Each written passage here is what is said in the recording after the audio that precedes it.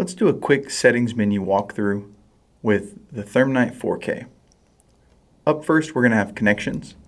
This is where you will toggle on your Wi-Fi connection.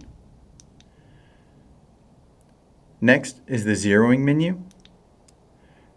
This is where you can choose which zero profile to zero, your zeroing distance, freeze your reticle for one-shot zero, change between your digital or thermal image, adjust your X or Y axis to zero your reticle, save and exit.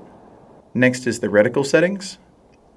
This is where you can choose your digital reticles, your thermal reticles, your digital reticle colors, your thermal reticle colors, your laser rangefinder and holdover marker colors, and choose your holdover markers for your laser rangefinder. Next is the ballistic calculator.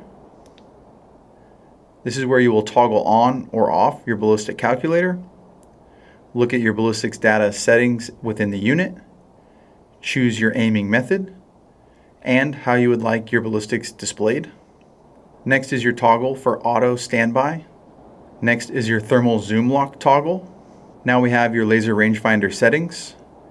This is where you can choose which laser rangefinding mode you would like, and then also choose between yards or meters. Next is your picture-in-picture settings. This is where you can turn on your picture-in-picture, as well as choose where you would like your picture-in-picture displayed, the top left, top center, or top right. Next is your recoil activated video. This is where you can turn on your RAV for auto mode, manual mode, or turn it off. Here's your digital thermal toggle. This is where you can turn on dual mode, digital, or thermal. Next is your digital image settings, where you can choose between natural mode or color enhancement. Now we have the thermal image settings. This is where you can choose your thermal imaging mode. You can manually nuke your thermal. You can choose your color palettes, adjust your image contrast or your image brightness, and turn on or off hotspot tracking. Now we have function settings.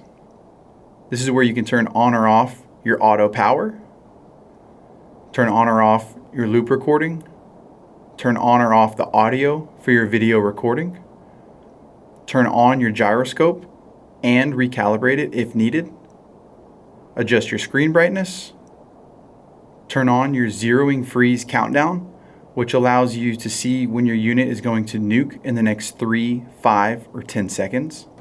And then lastly, in the function settings, you have your burn-in protection. Next, in your system settings, you can adjust the date and time that's shown on your unit. Your language settings.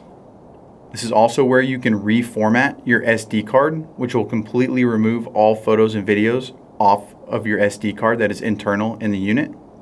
You can restore your unit back to its default settings. This will erase everything that you've done in the unit, all your zeros, all of your image contrast and brightness settings, and any other language, date, and time settings. You can also check your available storage. And then lastly, you can check which version firmware your unit has in it.